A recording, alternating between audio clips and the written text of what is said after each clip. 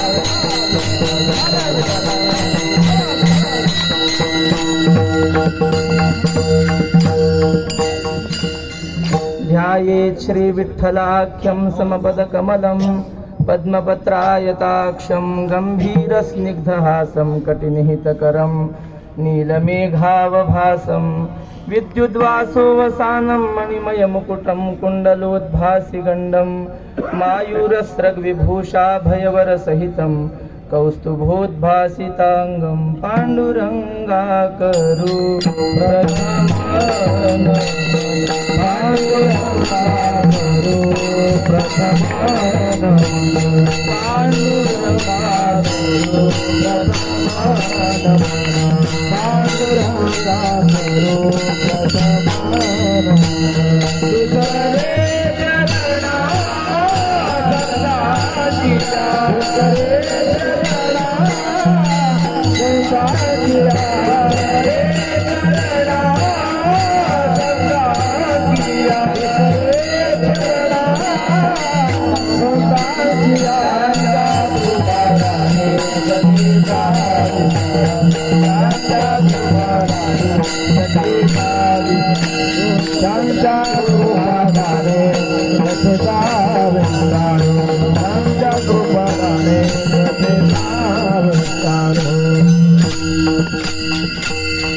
नमामि सद्गुरुं शान्तं सच्चिदानंद विग्रहं पूर्ण ब्रह्म परानंद मीशमाळंदी वल्लभं सेवे लागी सेवक झालो तुमच्या लागलो निज चरणा अहो स्वामी तुकया देवा यावरी न करावा वेरू संपाद्य ज्ञानं च विधाय भक्तिं विलोकितो येन समाधिराजा वैराग्यवन्तं सुविचारयुक्तं नमामि जोगं शिरसा गुरुन्तं विठ्ठल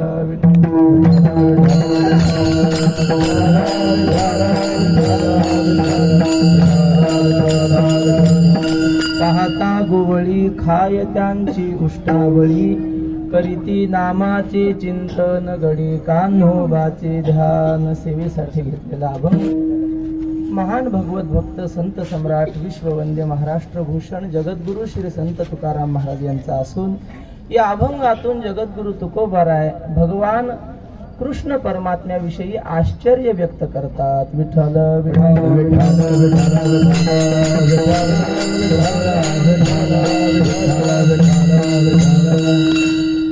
कैवल्य साम्राज्य चक्रवर्ती श्री संत ज्ञानोबाराय यांच्या समाधी सोहळ्याचा आजचा हा काल्याचा दिवस. नामा म्हणे चतुर्दशी अमावस्येच्या दिवसी, ज्ञानदेवे राहील मान नेमेसी, तरी तो तरील भूतळी. नामदेव महाराज म्हणतात, या उत्सवाची माहिती सगळी ह्या कडव्यामध्ये दिली की अमावस्येला ज्ञानोबारांच्या उत्सवाची सांगता होते आणि ज्ञानदेवी राहील नेमेसी, ज्या अर्थी तुम्ही सगळे काल्यापर्यंत राहिले त्या अर्थी तुम्ही नियमाचे वारकरी आहात आणि जे आधी गेले ते मग आता सांगायचं काम नाही. काल्याच्या दिवशी प्रसादाला जर आपण गैरहजर राहिलो तर मग कसं आपलं दुःख हरण होईल. प्रसादे सर्व दुःखानां हा निरस्योपजायते. आजचा प्रसादाचा दिवस आणि आजची प्रसादाची म्हणजे काल्याची सेवा आमचे श्री गुरु लहाने माऊली त्यांची सेवा होती, त्यांचीच सेवा ही. पण माऊलींनी सांगितलं जरा घसा दुखतोय, तब्येत बरी नाही म्हणून मला सेवा सांगितली. माझाही फायदा आहे पण तुमचा तोटा झाला. तुम्ही ऐकायला आले धाकट्या माऊलीचं आणि तुम्हाला ऐकायची वेळ आली नकट्या माऊलीचं. आता काय करता, असू द्या. भगवान परमात्म्याच्या जे काही मनात असतं, को जानाति जनो जनार्दन मनोवृत्ती कदा कीदृशी. देवाच्या मनात कधी काय येईल काही माहित नाही. अलंकापुरीचं असं वर्णन केलंय नामदेव महाराजांनी, सुवर्णाचा अश्वत्थ तिन्ही लोकी ठाऊका आणि त्या समीप देखा कल्पतरू. म्हणजे सुवर्ण पिंपळाच्या जवळ जे झाड आहे त्या झाडाला नामदेव महाराजांनी कल्पतरू म्हटलंय. मग सुवर्ण पिंपळाच्या जवळ कोणतं झाड आहे? आजान वृक्षाचं झाड म्हणजे कल्पतरू आहे. आळंदीमध्ये आपण जी इच्छा करू ती इच्छा पूर्ण होत असते. आम्ही मगाशी विष्णू महाराज गोंडे म्हणून आहेत, त्यांच्याशी आपण सहज बोलत बोलत आमची चर्चा चालली. त्यांना म्हटलं काय माऊलींची कृपा आहे, आता जर कीर्तन करायला तुम्ही मला लावलं ना, कुठलाही अभंग द्या म्हटलं, माऊलीचं वर्णन मी 2 तास सहज करतो असं म्हटलं. माऊलींचा फोन आला, तुम्ही आजचं काल्याचं कीर्तन करा. विठ्ठल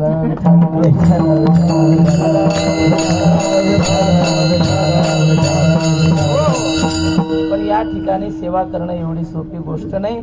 सगळे साक्षात्कारी वारकरी मंडळी सदैव जे वारकरी जे पंढरी देखती, ज्ञानोबारायांचे अत्यंत लाडके असणारे हे महिना वारकरी, तुम्ही सगळे ज्ञानोबारायावर नितांत प्रेम करणारे. परवाच्या दिवशी सहज कीर्तनात सांगताना मी म्हटलं, निळोबाराय म्हणतात, निळा म्हणे जाणोनी संत येती धावत प्रतिवर्षी. संत ज्ञानोबारायांचा महिमा जाणून दरवर्षी धावत येतात, हा प्रमाणाचा सरळ अर्थ. आणि जे प्रतिवर्षी धावत येतात ते सगळे संतच असतात. विठ्ठल विठ्ठल विठ्ठल.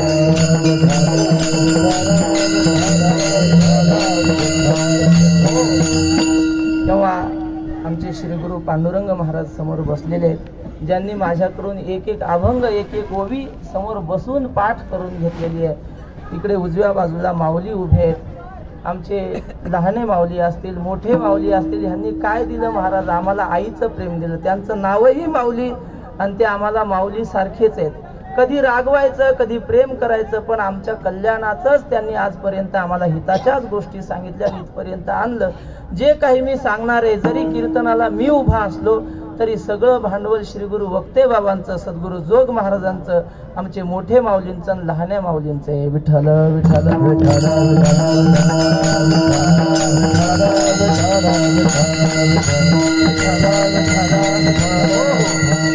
भगवान परमात्म्याचं वर्णन करणारा अभंग काल्याच्या निमित्ताने घेतला. या ठिकाणी वैकुंठवासी वक्ते बाबांचं काल्याचं कीर्तन व्हायचं. ज्यांनी ज्यांनी बाबांना पाहिलंय, भाग्य आम्ही तुका देखियेला, धन्य म्हणवीन इहलोकी लोका, भाग्य आम्ही तुका देखियेला. असं का म्हणायचं? कारण आता इथून पुढं उघड्या म्हणजे अंगरख काढून कीर्तन करणारा महाराज तुम्हाला पाहायला भेटायचा नाही. या ठिकाणी बसून बाबा फेटा काढून ठेवायचे, अंगरख काढून ठेवायचे. उघडे परब्रह्म सद्गुरूची मूर्ती. आणि तो काल्याचं कीर्तन झालं की बाबांना अशा हातात लाह्या घ्यायच्या आणि समाजात अशा फेकायच्या. भानुदास गीती गात प्रसाद देतो पंढरीनाथ. बाबांचं ते मूर्त स्वरूप आज डोळ्यासमोर दिसतंय. बाबांची ही सेवा, त्यामुळं माऊलींच्या आदेशामुळे या ठिकाणी उभा राहिलेलो आहे. नामदेवरायांच्या भाषेत सांगतो, आणि एक असे जी सांगणे, माझे वेडे वाकडे बोलणे, श्रुती सांभाळून घेणे, क्षमा करणे अन्याय. तुकोबारायांच्या अभंगावर बोलणं म्हणजे सामान्य गोष्ट नाही. तुकोबारांचे अभंग म्हणजे साक्षात वेदवाणी आहे. तुका तरी सहज बोले वाणी, ज्याचे घरी वेदांत वाहे पाणी. असं ऐकलं होतं. वेद म्हणजेच तुकोबारांचा गाथा. जशी वेदाची योग्यता तशी तुकोबारांच्या गाथेची योग्यता. वेदाला अपूर्वता काय येते तर वेदामध्ये एकही चूक आपल्याला सापडत नाही. आजपर्यंत वेदाला निर्माण होऊन म्हणा किंवा लाखो वर्ष हजारो वर्ष झाले असतील, आजपर्यंत वेदामधली चूक काढणारा कोणीही जन्माला आलेला नाही.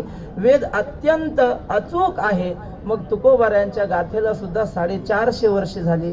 गाथेमध्ये काही सुधारणा करण्याची वेळ आली का? आपण सगळे शाळेत गेलेली मंडळी आहोत. दर 10 वर्षाला शाळेचा अभ्यासक्रम बदलतो की नाही? का बरं? कालानुसार त्यांना बदलावा लागतो. आपल्या लहानपणी श्रावण बाळाची कविता होती आणि आता जॉनी जॉनी यस पप्पा म्हणजे साखर खाऊन खाल्ली नाही हे पहिलीच शिकवतात. खोटं बोलायचं. आपल्या वेळेस श्रावण बाळाची कविता, दशरथ राजाचं चरित्र, प्रभू रामचंद्राचं चरित्र असायचं. आता अभ्यासक्रम बदलला. तसं तुकाराम महाराजांचा गाथा बदलायची वेळ आली का आता? नाही. त्या वाङ्मयाला कालाची मर्यादा नाही. जशी वेदामध्ये थोडीही चूक नाही तशी तुकोबारांच्या अभंगामध्ये सुद्धा थोडीही चूक नाही.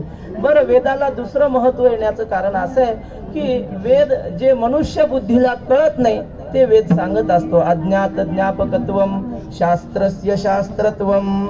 जे मनुष्य बुद्धीला कळत नाही ते वेद सांगतो म्हणून वेदाला महत्व आहे. तसं तुकाराम महाराज सुद्धा तुम्हा आम्हाला जे समजत नाही ते आपल्याला पटवून देतात. तुकाराम महाराज म्हणतात तुम्हाला ज्ञानोबारा इतकं पुण्य कमवता यायचं नाही. जो जो दिवस उगवला तो ज्ञानदेवे सफळ केला.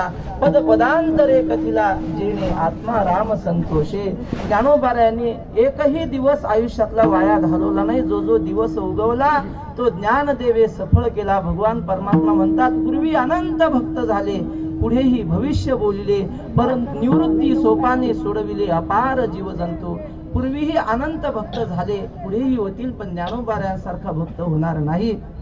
करतील अर्थ सांगतील परमार्थ, नये पा एकांत सोपानाचा, परब्रह्म डोळा दाऊ ऐसे म्हणती, कोणा नये युक्ती ज्ञानोबाची, नामा म्हणे देवा सांगून या काही, नये मुक्ताबाई गुह्य तुझे. भगवान परमात्मा सांगतात असे भक्त पुन्हा होणार नाहीत. मग आपल्याला जर ज्ञानोबारा इतकं पुण्य करता येत नाही, पण तेवढं पुण्य मिळवायची इच्छा असेल तर काय करायचं?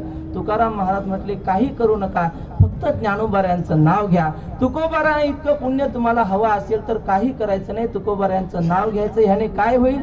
त्यांनी जेवढं पुण्य केलं असेल तेवढं एका क्षणात आपल्या खात्यावर जमा होईल.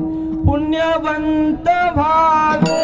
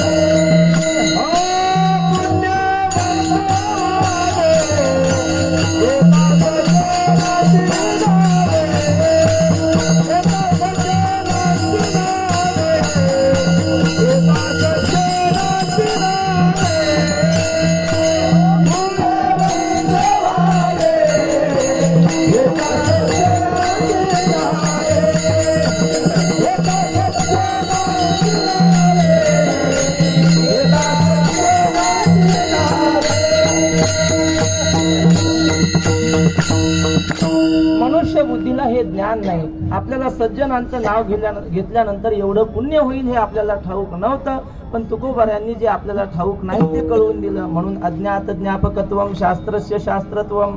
जसा वेद आपल्याला कळत नाही ते सांगतो, तसे तुकोबाराय सुद्धा आपल्याला जे कळत नाही ते सांगतात. आणखी वेदाला महत्व येण्याचं कारण असं आहे, जगामध्ये पुष्कळ ग्रंथ आहेत, त्या ग्रंथाचे लेखक आपण सांगू शकतो, पण असा एक ग्रंथ आहे त्या ग्रंथाचा लेखक आपण सांगू शकत नाही. ज्ञानोबारायांची जी ज्ञानेश्वरी ती कुणी लिहिली असं जर मी आपल्याला विचारलं तर काय उत्तर आहे? ज्ञानेश्वरी कुणी लिहिली? सच्चिदानंद बाबा आदरे लेखकू जाहला. बरं, ताटीचे अभंग कुणी लिहिले? ताटीचे अभंग मुक्ताबाईंनी लिहिले? नाही. मुक्ताबाईंनी ते अभंग गायले, ज्ञानेश्वर महाराजांनी आत बसल्या बसल्या लिहून घेतलेत, असं वक्ते बाबांनी लिहिलंय. विठ्ठल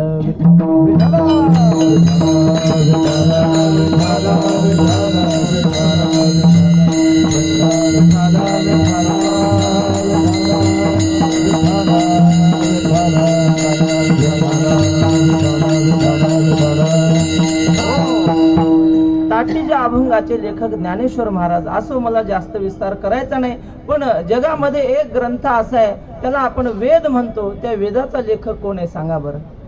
वेदाचा लेखक कुणालाही सांगता येत नाही, कारण लेखकच कोणी नाही. वेदाला अपौरुषेय असं म्हणतात, म्हणजे वेदाचा कर्ता कोणीही नाही. मग ग्रंथ तर आमच्या समोर दिसतो, मग कर्ता कोणी नाही असं का म्हणतात? तर त्या ग्रंथाचे द्रष्टे मुनी आहेत. याच ठिकाणी वक्ते बाबांनी सांगितलं होतं की वेदाचे मंत्र ऋषी मुनींना असे स्पष्ट दिसायचे आणि ते दिसणारे मंत्र त्यांनी अक्षरबद्ध केले. याचा अर्थ ते ऋषी मुनी म्हणतात या मंत्राचे कर्ते आम्ही नाही, ते मंत्र फक्त आम्ही उतरवून घेतले, त्या मंत्राचा कर्ता कोणीही नाही, म्हणून त्याला अपौरुषेय म्हणतात. तसा तुकाराम महाराजांचा गाथा सुद्धा अपौरुषेय आहे. तुकाराम महाराज म्हणतात तुम्हाला दिसत असेल मी अभंग लिहिताना, पण हे अभंग माझे नाहीत. आपुलिया बळी नाही मी बोलत, आपुलिया नाही मी बोलत, आपुलिया बळी नाही मी बोलत,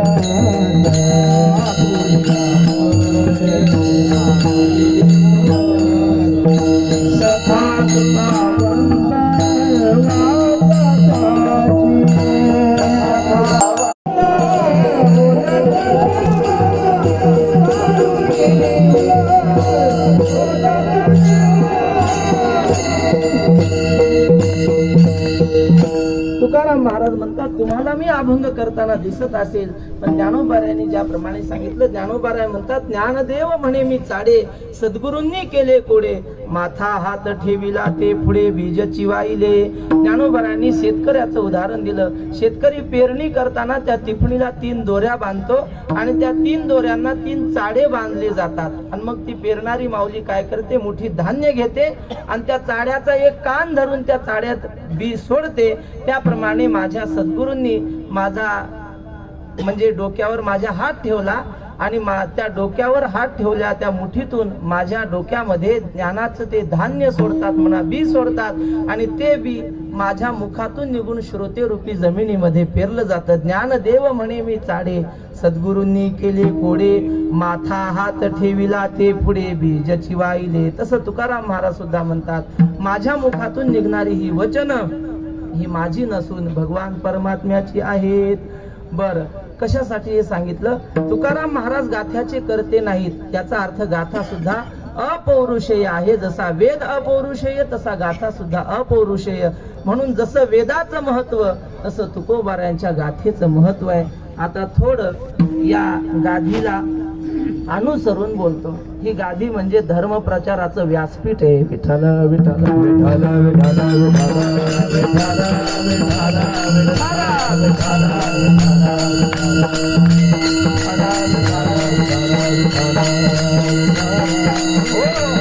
नामदेव महाराजांनी असं लिहिलंय, ज्ञानेश्वर महाराज, निवृत्तीनाथ, सोपान काका हे 3 देव कशासाठी अवतीर्ण झाले? निवृत्ती, सोपान, ज्ञानदेव, त्रिमूर्ती तिन्ही देव धर्म रक्षणार्थ पहा हो मनुष्य रूपे अवतरले.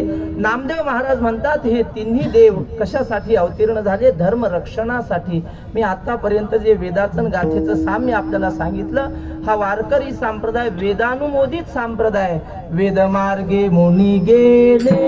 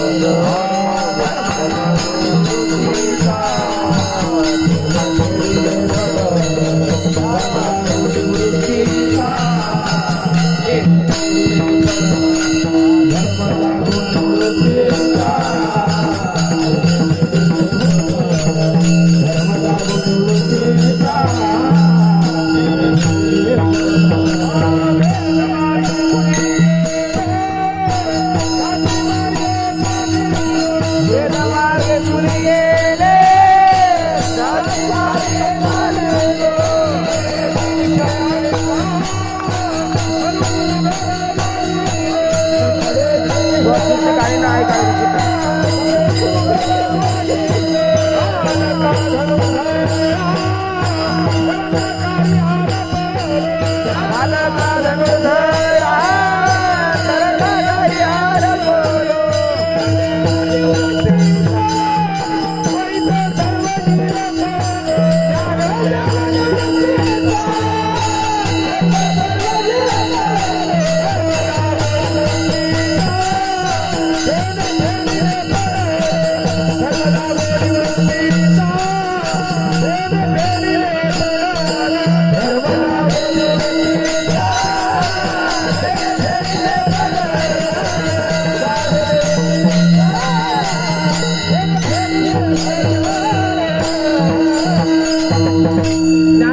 म्हणतात, आम्ही जरी भक्तीचा मार्ग वारकरी संप्रदाय तुम्हाला निर्माण केल्यासारखा वाटत असला तरी आमची वाट ही वेदाचीच वाट आहे, वेदानेच दाखवलेली वाट आहे. वेद मार्गे मुनी गेले त्याची मार्गे चालिलो. हे सगळं मी आपल्याला कशासाठी सांगतोय? वारकरी संप्रदाय हा वेदानुमोदित संप्रदाय. ज्ञानोबा यांनी ग्रंथ लिहिताना पहिली ओवी लिहिली आणि त्या पहिल्या ओवीमध्ये वेदाचा उल्लेख केला की नाही? ओम नमोजी आद्या वेद प्रतिपाद्या. वेदाला पहिल्यांदा मान माऊलीने दिला. त्या माऊलींचा हा संप्रदाय. आणि मला मुख्य सांगायचं हे की या आळंदीमध्ये काही मागच्या महिन्यात एक मोठा कार्यक्रम झाला आणि त्या कार्यक्रमाला महाराष्ट्रातले मोठे मोठे महाराज मंडळी उपस्थित होते. वक्ते बाबा इतका आपली शक्ती नाही, धाडस नाही, आपण त्यांची नावं घेऊ शकत नाही. पण या महाराष्ट्राचे एक माजी मुख्यमंत्री त्या कार्यक्रमाला उपस्थित होते आणि त्या कार्यक्रमामध्ये एका व्याख्याता नाही, फेटा बांधून होते, महाराज म्हणून घेत होते स्वतःला. आणि त्यांनी असं लिहिलंय की वारकरी संप्रदाय हा वेदाच्या विरुद्ध संप्रदाय, असं त्यांनी व्याख्यानामध्ये बोललेले आहेत. आणि हे सगळे मोठे मोठे महाराज मंडळी ऐकत होते. बाबा असते तर बाबांनी बरोबर त्यांची हजामत केली असती. आता आपली तेवढी शक्ती नाही, पण तुम्हाला फक्त सौम्य भाषेत मी असं सांगतो की या आळंदीमध्ये तो कार्यक्रम झाला आणि त्या मंचावर बसलेल्या एकाही तथाकथित महाराजांनी त्यांच्या विरुद्ध ब्र शब्द काढला नाही. तो नास्तिक लोकांचा कार्यक्रम, पण त्याला वारकऱ्यांचं नाव दिलं होतं. वेदाच्या विरुद्ध त्यांनी प्रमाण असं दिलंय. ते म्हटले, तुकाराम महाराज असं म्हणतात, वेदा निंदी तो चांडाळ, असं गाथेत आहे की नाही? पण ते म्हटले, हा अभंग ब्राह्मणांनी बदललेला आहे, वेदा वंदी तो चांडाळ, असं तुकाराम महाराजांना म्हणायचे. असे निर्बुद्ध लोक या आळंदीमध्ये व्याख्यानात बोलतात. मग ज्ञानेश्वर महाराजांनी असं म्हटलेलं आहे की नाही ज्ञानेश्वरी? अहितापासून काढिती हित देवोनी वाढविती, नाही गा श्रुती परवती माऊली जगा. ज्ञानेश्वर महाराज म्हणतात, जगाला कल्याणाचा मार्ग दाखवणारी श्रुती म्हणजे वेद ही माऊली आहे. आणि त्या माऊलींच्या नगरीमध्ये वेदाबद्दल असे शब्द निघतात. याला आता काय करावं? काय करू देवा, सत्ता नाही हाती, अशी आपल्याला म्हणायची पाळी आहे. तेव्हा असे प्रसंग आले की वैकुंठवासी वक्ते बाबाची आणि आठवण झाल्याशिवाय राहत नाही. महाराज बाबा म्हणजे कोण? बाबांचं वर्णन करण्यासाठी तुकोबाऱ्यांचा एकच अभंग आहे. झुंजार ते एक विष्णू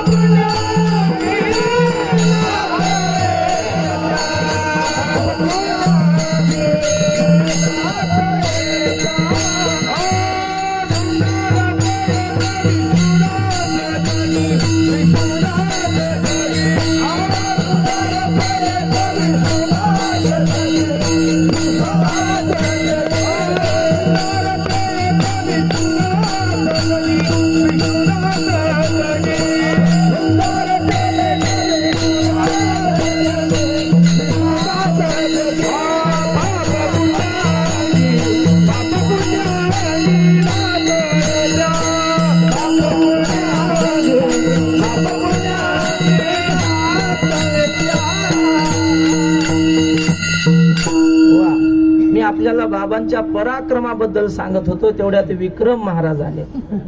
वा, विक्रम बाबांचा आशीर्वाद आपल्याला प्राप्त झाला. अजून काय पाहिजे. विक्रम बाबा म्हणजे देहूकर माऊलींची अत्यंत निष्ठेनं बाबांनी सेवा केलेली. इथं सगळेच कोण जाणे कोणा घडे उपासना हे सिद्ध साधकांचं स्थळ आहे की नाही. 84 सिद्धांचा सिद्ध बेटी मेळा. इथं सगळे 84 सिद्धच आहेत महाराज. श्री गुरु आपले नाशिकचे आपले पवार अण्णा त्यांच्या मुखामधून ऐकलेलं ते असं म्हणायचे, आळंदी काही प्रसिद्ध महात्मे आळंदीत आहेत आणि काही सिद्ध आहेत. या ठिकाणी प्रसिद्धही आहेत आणि सिद्धही आहेत. माझ्या समोर जे वारकरी बसले हे सिद्ध आहेत आणि माऊलींचं नाव किती प्रसिद्ध आहे. त्यांच्या नावावर तर आमचं पोट चाललंय. माऊलींनी, मोठ्या माऊलींनी, लहान्या माऊलींनी एवढी नावाची प्रसिद्धी केली. आता आम्हाला काहीच करायचं काम नाही. नाम ही काफी आहे. विठ्ठल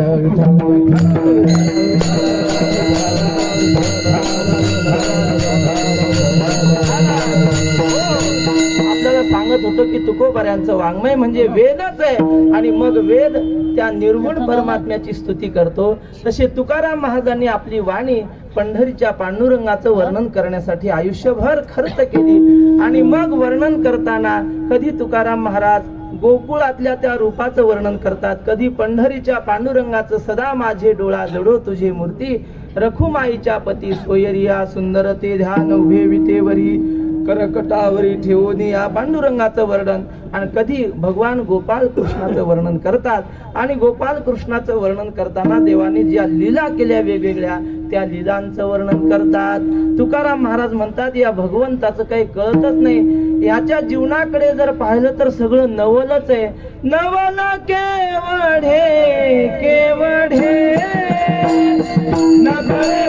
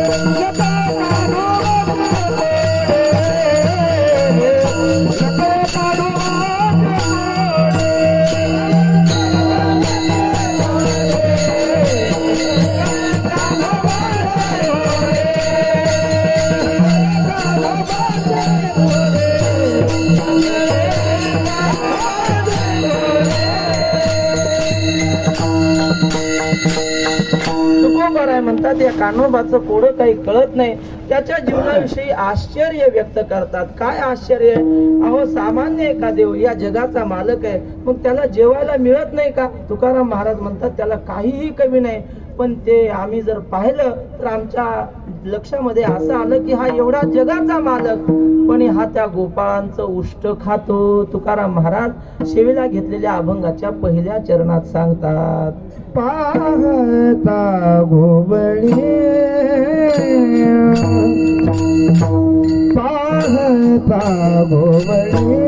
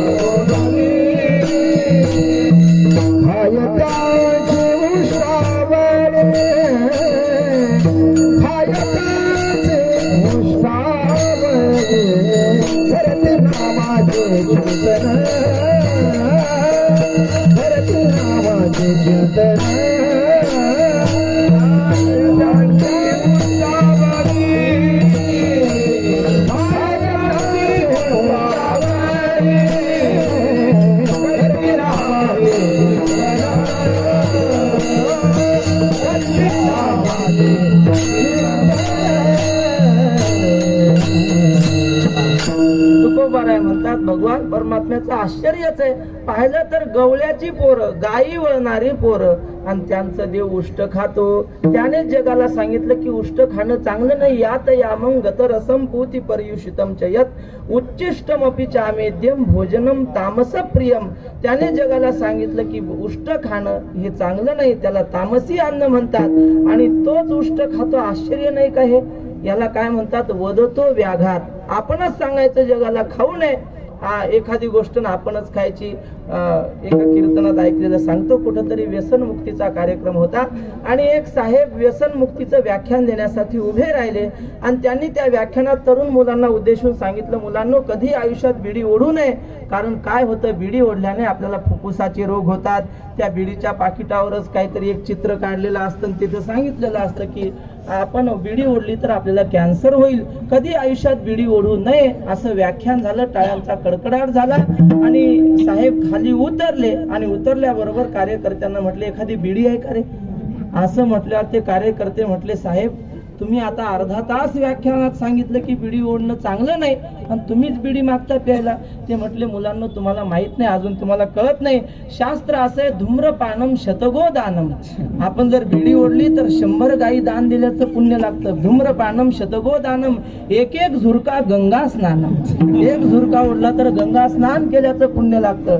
आणि जर लोकांना ओढून टाकलेले अर्धाले तुकडे असतात की नाही, ताकडम तुकडम महत पुण्यम, आणि पूर्ण बिडी कन्यादान. बिडी ओढली तर कन्यादान केल्याचं पुण्य लागतं.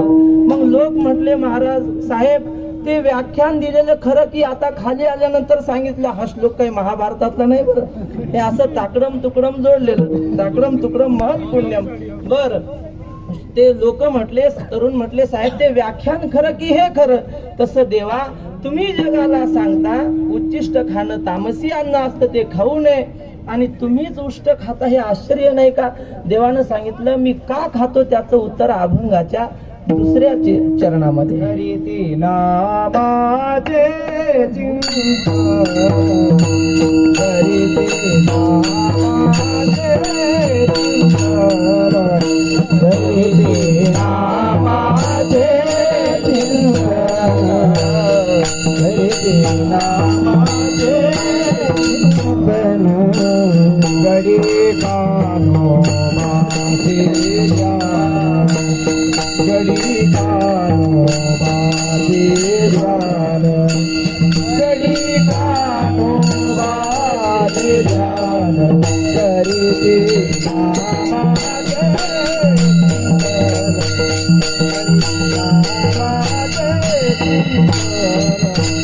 गडी कानो माथे ध्यान, गडी कानो माथे ध्यान,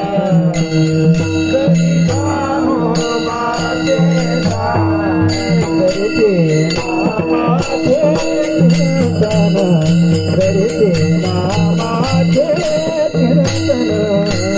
ध्यान, करते नामाचे कीर्तन, करते नामाचे कीर्तन,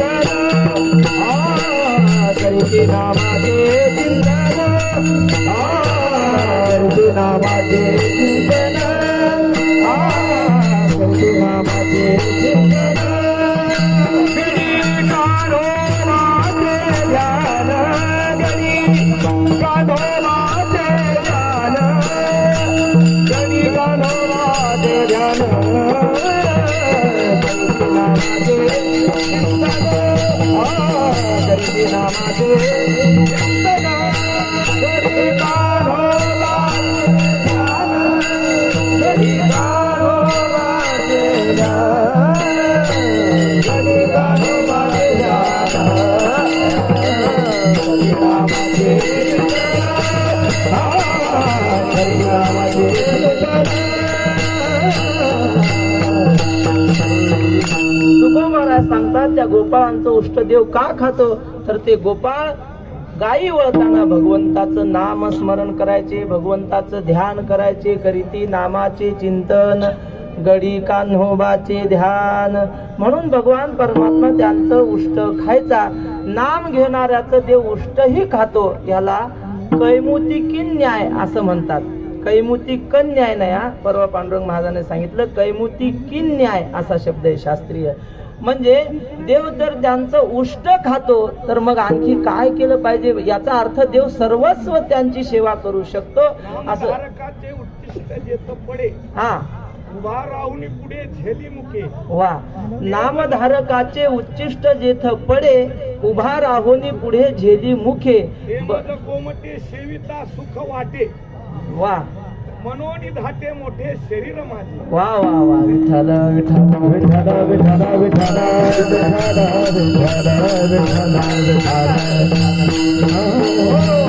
भगवान परमात्मा गोपाळांचं उष्ट खातो म्हणून देव म्हणतो मी धष्टपुष्ट का आहे तर त्यांचं उष्ट खाल्ल्यामुळं. तुकाराम महाराजांनी असं एका ठिकाणी लिहिलंय विठ्ठल विठ्ठल विठ्ठल विठ्ठल विठ्ठल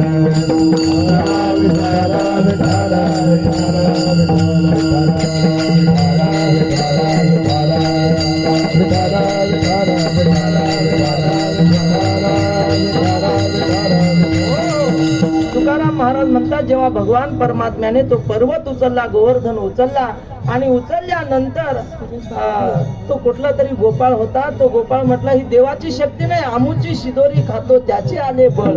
देवाला काय घरच्या भाकरीचं बळ नाही, आमचं उष्ट पाष्ट राहिलेलं खातो ना त्याचीही देवाकडे शक्ती आहे. तेव्हा भगवान परमात्मा गोपाळांचं उष्ट का खातो? तुकाराम महाराज म्हटले याला काय जेवण मिळत नाही का? काय देवा घरी न मिळेची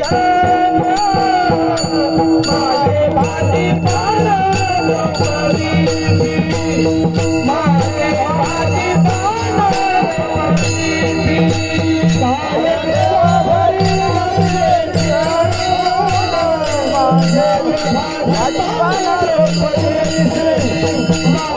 भाजी पान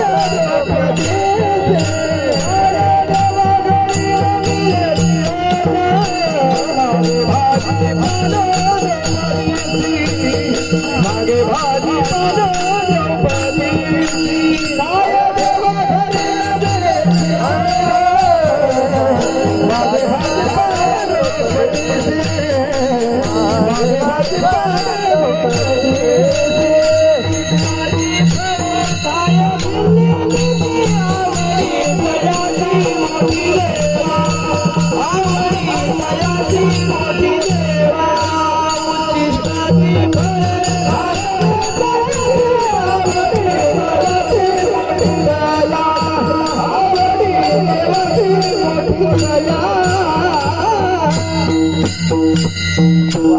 शबरीची सुद्धा उष्टी बोरं भगवंतानं खाल्ली की नाही? तुकाराम महाराज म्हणतात त्याला काय घरी काही मिळत नव्हतं का? काय देवा घरी न मिळेची अन्न मागे भाजी पान द्रौपदीसी. पांडवांचं सुद्धा उष्टच खाल्लं की नाही? त्या थाळीला थाळी धुवून झाल्यानंतर भाजीचं थोडं पान राहिलं होतं. याचा अर्थ काय?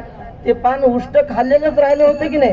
म्हणून भगवान परमात्माने ते पान खाल्लं आणि मग दुर्वास ऋषींना तृप्त केलं वगैरे.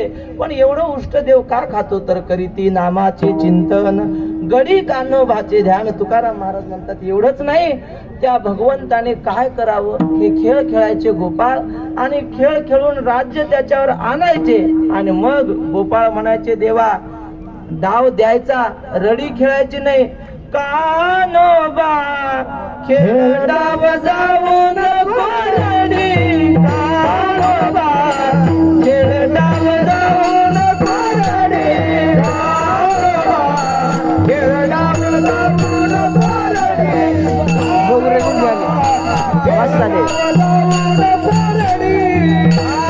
किती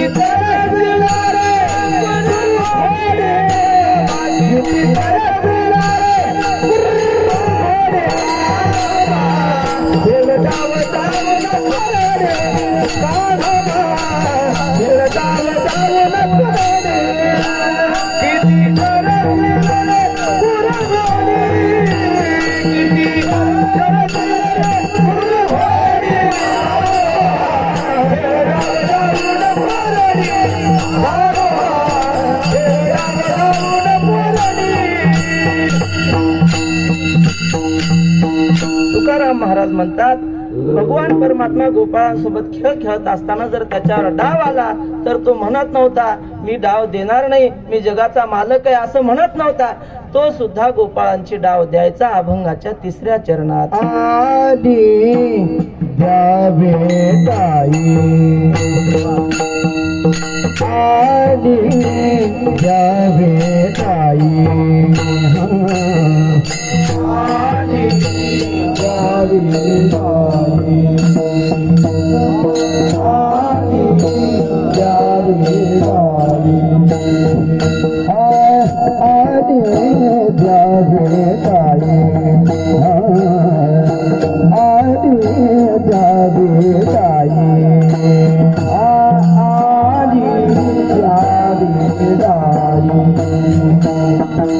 आली द्यावे ताई, भावे वळता मागे गाई, भावे वळता मागे गाई, भावे वळता मागे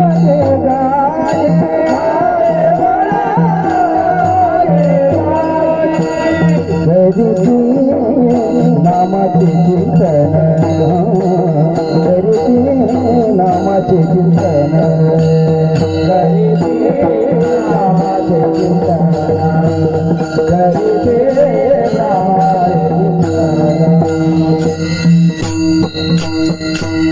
तुकाराम महाराज म्हणतात ते गोपाळ खेळ खेळायचे, वैकुंठवासी वक्ते बाबा एक खेळ सांगायचे. एवढा खेळ सांगतो. काल्याची लीला तर आपल्याला पाहायचीच आहे, पण आता आली द्यावी डाई असं राज्याचा विषय आला म्हणून सांगतो. भगवान परमात्मा एकदा लपंडाव खेळत होते, बाबांनी सांगितलं. आणि मग लपंडाव खेळताना काय झालं, पेंध्यावर राज्य आलं. पेंध्या म्हणजे त्यांच्यातला जरा चाप्टर गोपाळ होता. गोपाळांमधलं काही एखादा असतो की नाही, तसा तो चाप्टर होता आणि त्याच्यावर राज्य आलं. आणि मग लपाछपीचा खेळ खेळत होते. मग काय केलं, भगवान परमात्म्याने त्याच्या डोळे असे दाबून धरले. बाकीच्यांना सांगितलं जा, बाकीचे सगळे लपा. सगळे लपले. आणि मग पेंध्यावर राज्य होतं. देवानं असे डोळे दाबलेले. आणि मग बाबा जसे म्हणायचं तसं म्हणतो. देवान त्या पेंध्याने सांगितलं देवा आता तू पण जा, तू लप. मग पेंध्यानं असे डोळ्यावर हात ठेवले आणि देव लपला जाऊन. मग पेंध्याने काय केलं, ते मंत्र असतो प्रत्येक खेळाचा काहीतरी, पेंध्याने असं केलं चिरीमिरी पोर्या, बाबा म्हणायचे. मग पेंध्याने पाहिलं, विचार केला आता ओळखायचंय, आणि जो पहिला ओळखला त्याच्यावर राज्य येणार.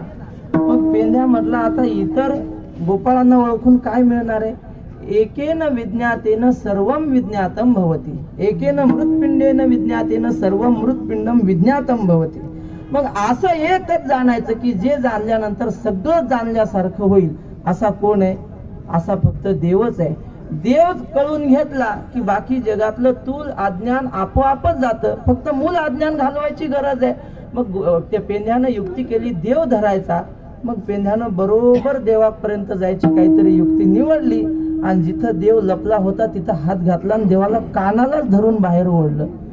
देव म्हटला पेंध्या बाकीचे बरे सापडले नाही, मीच कस काय सापडलो. अरे मी मायेच्या पलीकडे लपलेला मी, आणि तुला मी कसं काय सापडलो. नक्की तू काहीतरी बोटाच्या फटीतून पाहिलंस, काहीतरी चाप्टरपणा केलास, तू चाप्टरच आहेस. तो म्हटला देवा असं नाही केलं, खरं सांगतो मी काही बोटाच्या फटीतून पाहिलं नाही, काही नाही. मग मीच का सापडलो, बाकीचे का नाही सापडले. पेंड्या म्हटला देवा शपथ घेतो, मी जर तुला म्हणजे चुकून पाहिलं असेल तर मी पुढच्या जन्मात राजा होईल. शपथ घेतली. पुढची शपथ आहे, पुढची शपथ आहे, पण ती बाबाच सांगू जाणार, आपण नाही हो. बाबाचे शब्द आहेत हा, माझे समजू नका. पुढची शपथ सांगू का. पेंद्या म्हटला देवा मी जर बोटाच्या फटीतून पाहिला असेल तर मी शपथ घेतो, मी जर तुला पाहिला असेल तर महागू मातीत जाईल.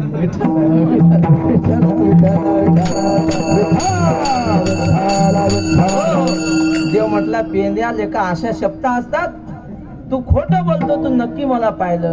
पेंद्या म्हटला देवा खरंच नाही पाहिलं. मग मलाच कस काय ओळखलं. मग पेंद्यानं सांगितलं ये तुला दाखवतो तुला कसं ओळखलं. देवाचा कान धरला, देवाला खाली वाकवलं आणि देवाचे पाय उमटलेले होते मातीत त्या धुळीमध्ये.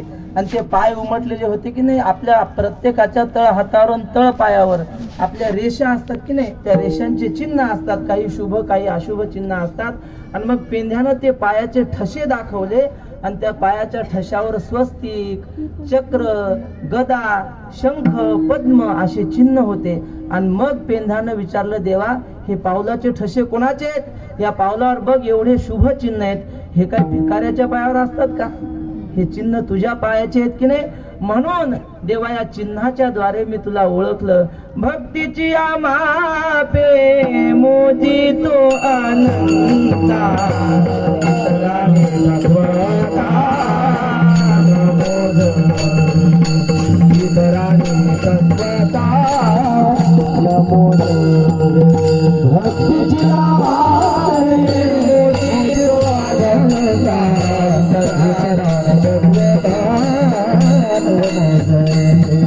इतराने तत्वता भक्तीची आमापे मोठी अनंता, इतराने तत्वता नमो इतराने तत्वता नमो अनंता, इतराने तत्वता नमो इतराने तत्वता.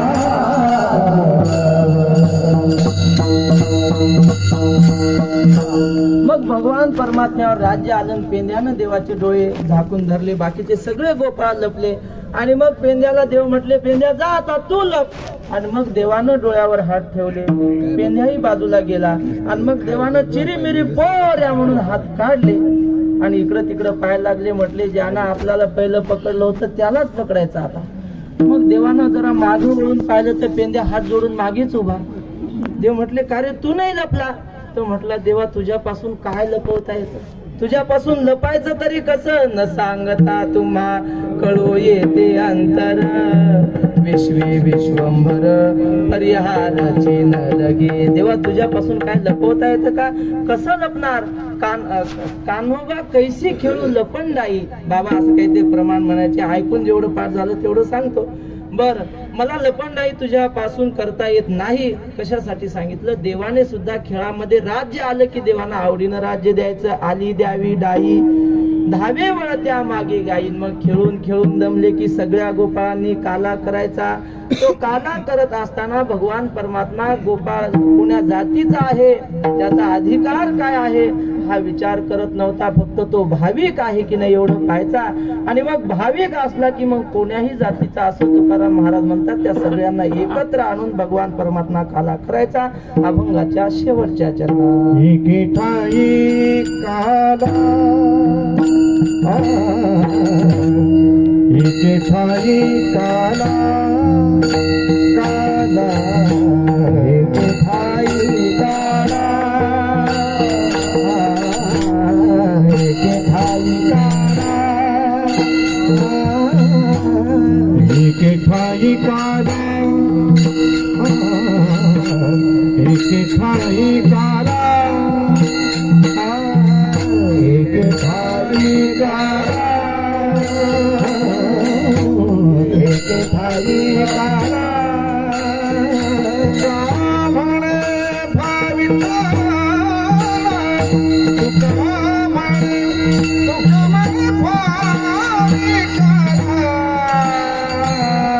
करीती नामाचे चिंतन चिंतन, करीती नामाचे चिंतन. तुका भरे भाविता, तुका भरे भाविता, करीती नामाचे चिंतन, करीती नामाचे चिंतन.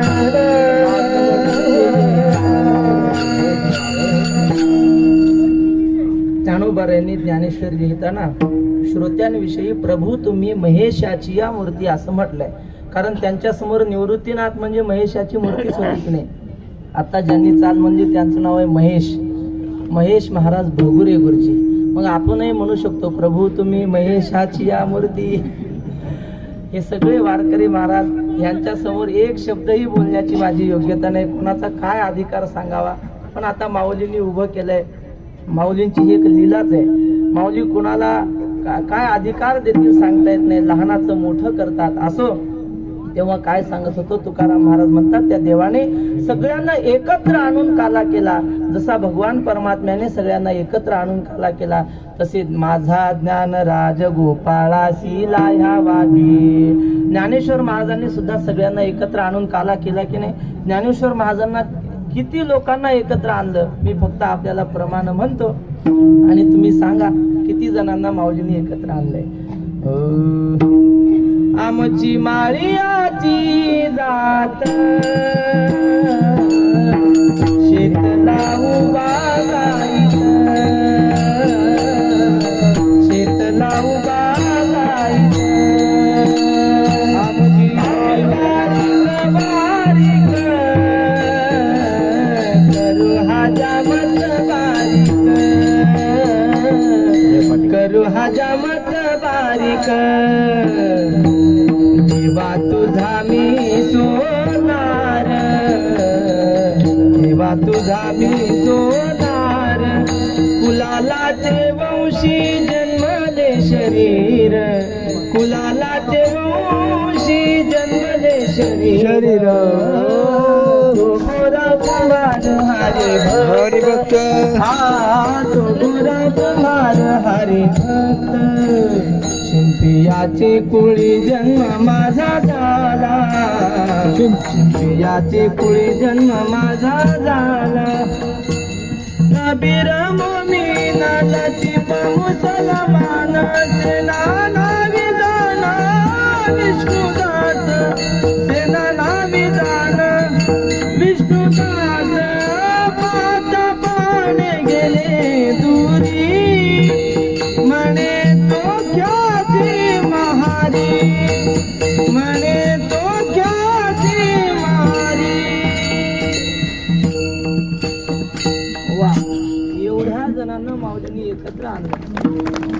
याला म्हणतात एके ठाई काला. ज्ञानेश्वर महाराजांनी सुद्धा न पाहे याती कुळाचा विचार,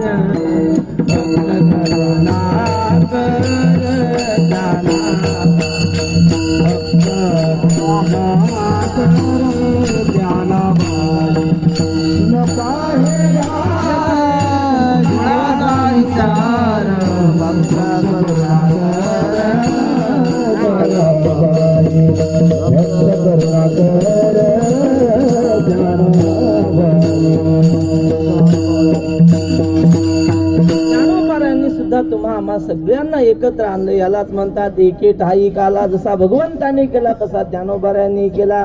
जगद्गुरु तुकोबाऱ्यांचा काल्याचा हा अभंग, त्या अभंगावर थोडंसं चिंतन करण्याचा प्रयत्न केला. भगवान परमात्माच्या गोकुळातल्या थोड्या लीला पाहायच्या आणि या काल्याच्या कीर्तनाला पूर्ण विराम द्यायचा. एकदा सगळ्यांनी ज्ञानोबाऱ्यांना विठ्ठल विठ्ठल नामस्मरण फार आवडतं.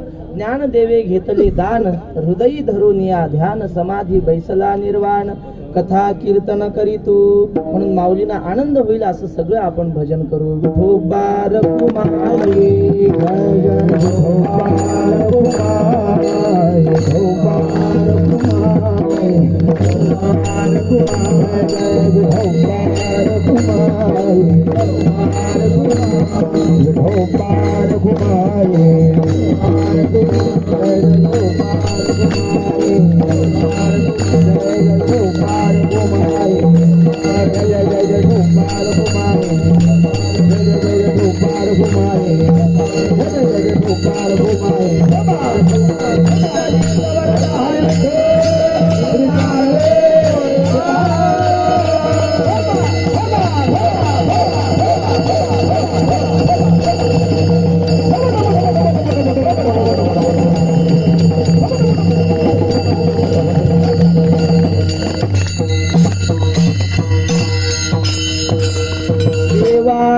देवा जगत्रय जीवा, देवा जगत्रय जीवा, देवा जगत्रय जीवा, देवा जगत्रय जीवा.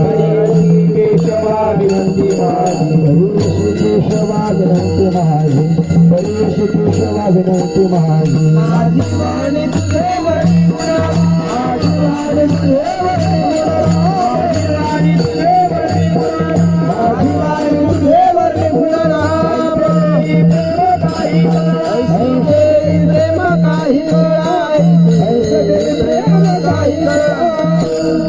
माझी वाणी तुझे वर्णी गुणनाम ऐसे देई प्रेम काही कळा. काल्याच्या कीर्तनाचे नियम आणि असं आहे चरित्र ते उच्चारावे. केले देवे गोकुळे, भगवान परमात्म्याने गोकुळामध्ये ज्या लीला केल्या त्या सांगायच्या. भगवान परमात्म्याने गोकुळात अवतार का घेतलं त्याचे अनेक कारण सांगितली जातात. भगवंताला गायी वळण्याची आवड आहे. राम अवतारामध्ये ती आवड काही पूर्ण झाली नाही म्हणून गायी वळण्यासाठी पुन्हा अवतार घेतला. गायी वळणारा कुणी असो तो मोठाच होतो असं मी लहानपणी स्वामी गोविंद देवगिरीजी यांच्या मुखातून ऐकलं होतं. म्हणून आता दुसरं तर काही मोठं होण्याचं साधन नाही पण आम्ही सुद्धा तेच साधन निवडलं होतं आणि त्याचा प्रत्यय सुद्धा आम्हाला आला. तुमच्या समोर उभं राहून कीर्तन करणं हे मोठेपणाचंच आहे की नाही. आणि हे मोठेपण आम्हाला फक्त गायीनं मिळवून दिलं. तेव्हा भगवान परमात्म्याने गायी वळण्यासाठी पुन्हा अवतार घेतला. आणखी काय आमचे श्रीगुरु मारुती बाबा कुरेकर सांगत असतात, भगवान परमात्म्याने राम अवतारामध्ये असं ठरवलं की ह्या वानरांचे आपल्यावर खूप उपकार झाले. लंका आपण जिंकू शकलो, रावणाला मारू शकलो हे का तर आपल्यासोबत वानर होते म्हणून. आमचे श्रीगुरु लहाने माऊली सांगत असतात देवानं वानरच सोबत का नेले कारण देवाला माहित होतं लंका सोन्याची आहे. माणसं जर नेली लढाईला तर माणसं युद्ध करणार नाहीत, माणसं झोऱ्या भरतील, माणसं पोती भरून घरी घेऊन येतील. म्हणून माणसांना नाही यायचं. वानरं परवडली पण माणसं नको. बरं दुसरं कारण काय, माणसांना जीव घालावं लागतं. हे काय राणीची या पाले खाईरा, यांना काय युद्ध झालं की वनामध्ये हे पाला खाऊन यायचे म्हणजे खर्च करण्याचं काम नाही. तेव्हा भगवान परमात्म्याने वानराचे उपकार जाणले नाही. आमच्या उपकारातून उत्तीर्ण होण्यासाठी यांना आपण स्नेह भोजन देऊ म्हणून अयोध्येमध्ये स्नेह भोजनाचा कार्यक्रम ठेवला. वानरांच्या पंक्ती बसल्या आणि मग पंचपक्वानाचा स्वयंपाक झालेला. त्या वानरांना पहिली पात्रवाळी वाढली. पूर्वी केळाची पात्र असायची जेवायला केळीची. मग ती केळीची पात्र वाढल्याबरोबर त्या वानरांनी काय केलं, त्या वानरांनी केळीची पानच खाऊन घेतली. आता त्यांचं खाद्यच ते ना. मारुतीरायानं पाहिलं. मारुतीराय म्हटले अरे असं पात्र खायचे नसतात, त्या पात्रावर जे वाढलं जातं ते खायचं असतं. मग त्यांनी पुन्हा पात्र वाढली. पुन्हा पहिल्यांदा मीठ वाढायला आलं. त्यांनी लक्षात ठेवलं होतं पात्रावर जे वाढलं ते खायचं. मीठ आल्याबरोबर मीठच खाल्लं. मारुतीरायांनी सांगितलं अरे तसं नसतं, सगळी वाढ झाल्यानंतर श्लोक होईल, संकल्प सोडला जाईल, मग पुंडलिक वरदा असा गजर झाला की मग जेवायला सुरुवात करायची. मग पुन्हा सगळी वाढ झाली आणि वाढ झाल्यानंतर मंत्र झाला, श्लोक झाला आणि पुंडलिक वरदा असा गजर झाल्यानंतर जेवायला सुरुवात झाली. पण त्या जेवणामध्ये त्या करटुलाची भाजी होती. आमच्याकडे त्याला करटुल म्हणतात, बारीक बारीक असतात ते. मग त्या एका वानराच्या पिलानं ते काय म्हणून असं जरा दाबून पाहिलं तर त्यातली बी अशी उंच उडाली. उंच उडाल्यावर ते वानराचं पिल्लू म्हटलं माझ्यापेक्षा उंच उडते काय, थांब मी माझी उडी दाखवतो तुला. आणि मग त्या पिलानं जी उडी मारली जाताना बरोबर गेलं वर पण खाली येताना दुसऱ्याच्या पात्रात पडलं. मग दुसऱ्याला वाटलं इथं अशी पद्धतीच असते की काय जेवताना उड्या मारत जेवायची, अलीकडे लग्नात निघलं की नाही बुटं घालून जेवायची. मग त्याला वाटलं ही अशी पद्धतीच असते, त्याने उडी मारली तो दुसऱ्याच्या पात्रात. मग अशी परंपरा सुरू झाली, सगळ्या उड्याच सुरू झाल्या. मग देवानं विचार केला यांना या जन्मात आपण स्नेह भोजन देऊ शकत नाही. मग आता काय करू, उपजोनी या पुढाती येऊ काला काळी भात, काला काळी भात, काला काळी भात, उपजोनी या पुढाती येऊ काला काळी भात, काला काळी भात, काला काळी भात. भगवंताने अवतार घ्यायचा ठरवला आणि मग भगवंताने शेषाला विनंती केली की शेषाप्रती बोले लक्ष्मीचा वर फार सांगत नाही पण बाबांचं आठवलं म्हणून सांगतो. शेषाला भगवान रामचंद्र म्हणले चला अवतार घेऊ आता. मग शेष म्हटला, शेष म्हणे मग श्रम झाले फार या लागी अवतार मी न घेची. शेष म्हटला मला राम अवतारात फार कष्ट झाले, 14 वर्षावरी केले उपोषण, जाणता आपण प्रत्यक्ष आहे. मी राम अवतारामध्ये फार कष्ट घेतले. आता बाबांचे शब्द सांगतो. ते शेष काय म्हटला? शेष म्हटला, देवा सगळ्यात जास्त कष्ट रामायणामध्ये मी उपभोगले. 14 वर्ष काहीच खाल्लं नाही. आणि जो तो साधू उठतो रामायणच लिहितो. एका तरी साधूने लक्ष्मणाने लिहिलं का? बाबा जरा म्हणजे त्यांच्या वराडी भाषेत म्हणायचे, या सादळल्याचं काही खाल्लं का काय म्हणे. जो तो साधू उठला तो रामायण. वाल्मिकी आले रामायण, नाथ महाराज आले रामायण. एका तरी साधूला माझी दया आली का? कोणीतरी लक्ष्मणाने लिहिलं का? खऱ्याची कोणाला किंमत नसते. तो तुम्ही अवतार घ्या, तुमचं तुम्ही बघा. मी काही अवतार घेणार नाही. या लागी अवतार मी न घेती.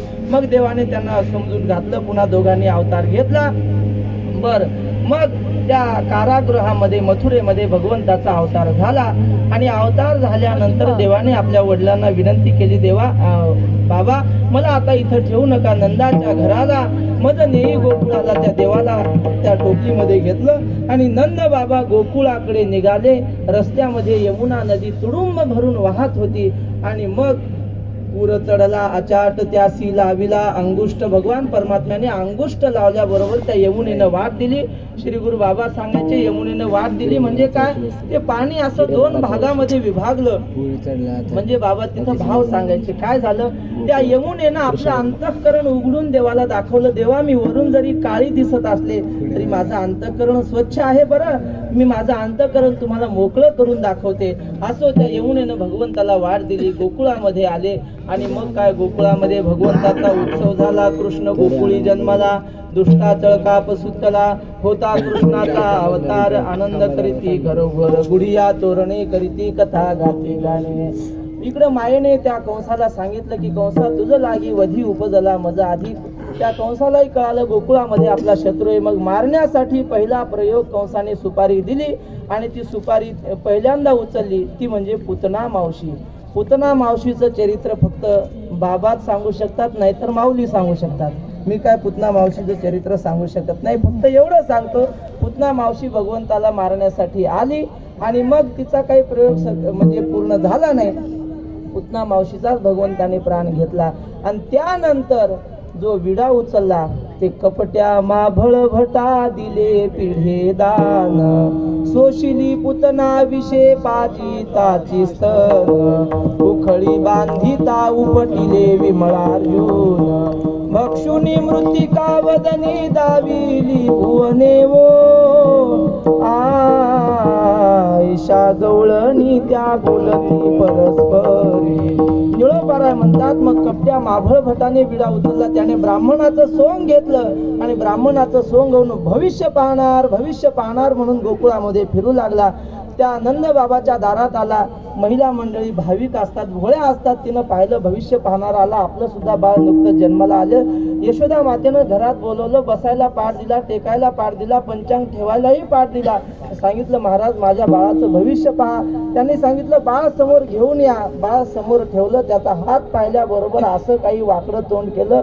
फोडिली गोवरी ऐसे दिसे तोंडावरी. तो माभळ भट म्हटला यशोदे आत्ताच्या आत्ता खड्डा करून ह्याला पुरून टाक. हा सगळ्या कुळाचा नाश करणार आहे. असं म्हटल्यावर देवाने मनातल्या मनात देव हसले. यानं बरोबर सांगितलं. कारण यादवाचा पोर एक गोप्या भला. तो बहुतची खेळ खेळला रे.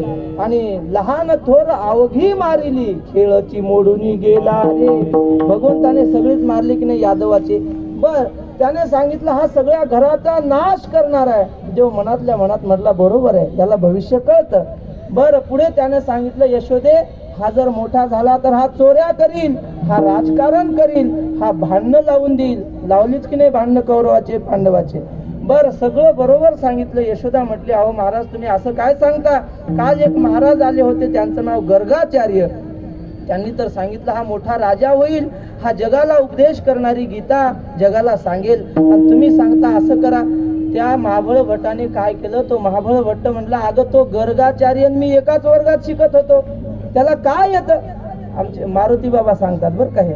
ते महाबळ भट्ट म्हणला तो गर्गन मी एकाच वर्गात होते. एका दिवशी गुरुजीनं त्याला विचारलं सांग रे 2 आणि 2 किती. त्यानं अर्धा तास विचार केला आणि मग सांगितलं 2 आणि 2 5 होतात म्हणले. गुरुजीला असा राग आला, त्याची शेंडी धरली, गर गर गर गर फिरवला आणि म्हणून त्याचं नाव गर्गाचार्य पडलं म्हणे. त्याला काय येतं असं देवानं ऐकल्यावर देव म्हटला मी माझी निंदा सहन करतो, पण हरिजनाची कोणा न घडावी निंदा, साहात गोविंदा नाही त्याचे. भगवंताला आपल्या भक्ताची निंदा केलेली सहन होत नाही. मग म्हटलं आता एवढे मोठे महाराज आपल्या घरी आले, यांचा पाहुणचार झाला पाहिजे, यांना धपाटे तरी दिले पाहिजे, नाही तर सपाटे तरी दिले पाहिजे की नाही. एवढे मोठे महाराज आले, काहीतरी दक्षिणा दिली पाहिजे. म्हणून घरातल्या वस्तूंना देवानं विनंती केली, चला सगळ्यांनी महाराजांचं दर्शन घ्यायला सुरुवात करा, महाराजांना दक्षिणा द्यायला सुरुवात करा. मग आधी लहान लहान वस्तूंना मान दिला.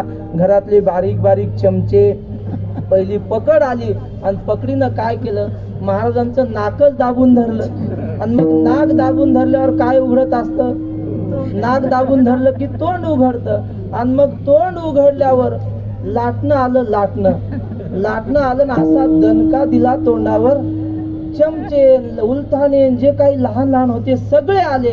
मग घराच्या कोपऱ्यात मुसळ ठेवलं होतं. त्या मुसळानं विनंती केली आधी सगळ्या लहान लोकांचं होऊ द्या, मग आपण वजनात कार्यक्रम करू.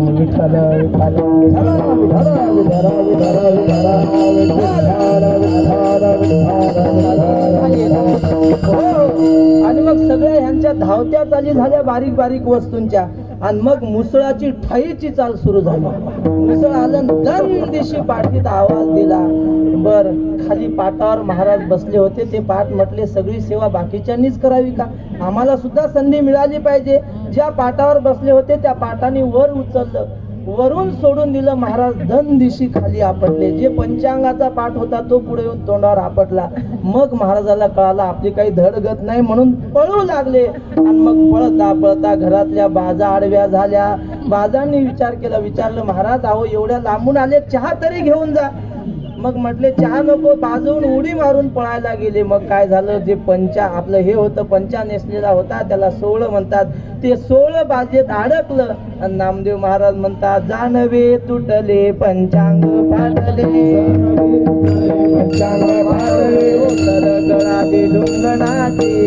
अशी अवस्था झाली.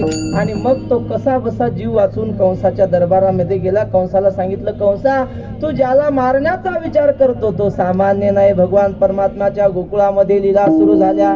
एदसे चरित्र केले नारायणे, रांगता गोधने राखीत आहे. आपली वेळ संपत आलेली आहे. एकच लीला सांगतो आणि शेवेला पूर्ण विराम देतो. भगवान परमात्म्यांनी गोकुळामध्ये लीला सुरू केल्या, खोड्या सुरू केल्या. आणि मग त्या चोऱ्या सुरू झाल्यानंतर सगळ्या गवळणी यशोदेकडे गाऱ्हाणे घेऊन येत होत्या. आणि त्या गाऱ्हाणे घेऊन येणाऱ्या गवळणी कशा होत्या, त्या नाथ महाराजांनी एका गवळणीत वर्णन करून ठेवले.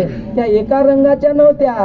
आल्या आल्या आल्या पाच गवळणी, गवळणी आल्या आल्या आल्या पाच गवळणी, गवळणी आल्या आल्या आल्या पाच गवळणी, गवळणी आल्या आल्या आल्या पाच गवळणी. पाच रंगाचा शृंगार करुणी, पाच रंगाचा शृंगार करुणी, कैशा आल्या पाच गवळणी, आल्या आल्या आल्या पाच गवळणी, गवळणी आल्या आल्या आल्या पाच गवळणी, गवळणी आल्या आल्या आल्या पाच गवळणी, गवळणी आल्या आल्या आल्या पाच गवळणी. पहिली गवळण रंग सफेद जशी चंद्राची ज्योत, गगनी चांदणी लखलखीत ऐका तिची मात, मंथन करीत होती दारात, धरुणी कृष्णाचा हात, ऐशा आल्या पाच गवळणी, आल्या आल्या आल्या पाच गवळणी. नाथ महाराज म्हणतात पहिली गवळण पांढरी शुभ्र होती. ही चाल जी म्हणतोय आमचे वैकुंठवासी रामचंद्र बाबा बोधे समोर समाधी आहे की नाही, त्यांची ऐकून बसलेली. संस्थेत जो बसला त्याला चाली बसवायचं काम नाही, आपोआपच भजन तयार होतं.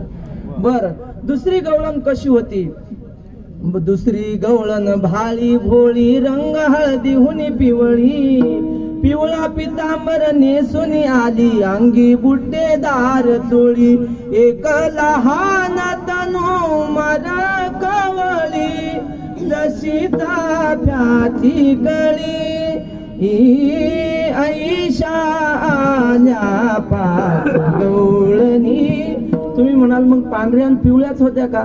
तिसरी गवळण रंग काळा नेसून आली चंद्रकळा काळे काजळ नेऊन डोळा रंग तिचा सावळा काळी गर सोळी नेऊन गळा आली राजस बाळा विडा रंग लाल जसे डाळिंबीचे फुल ऐशाल्या पाच गवळणी. पाचवी गवळण हिरवा रंग अवघ्या झाल्या दंग हिरव्या कांकणाचा पहा रंग जसे आरशीत जडले भिंग फुगडी खेळता कृष्णा संग एकनाथ अभंग.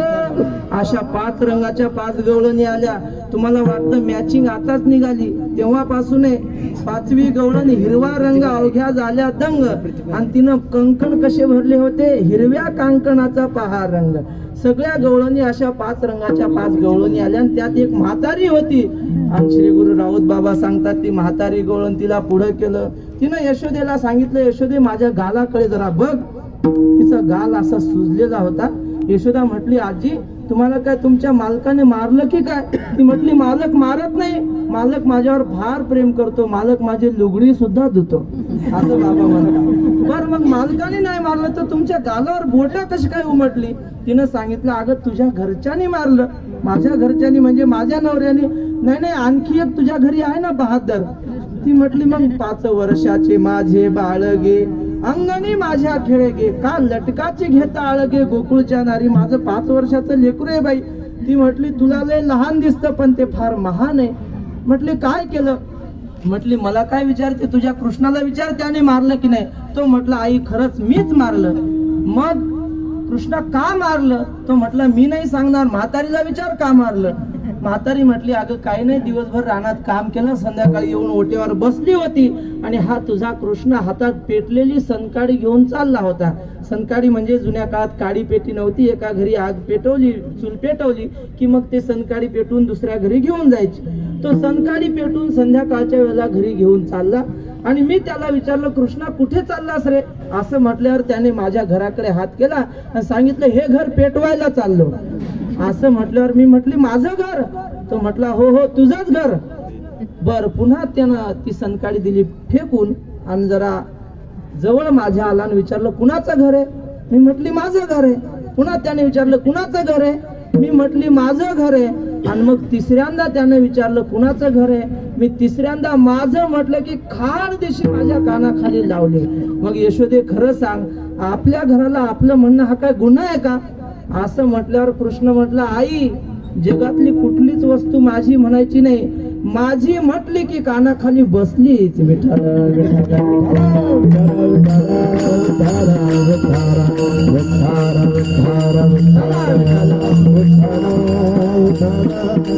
देईन तोंडावर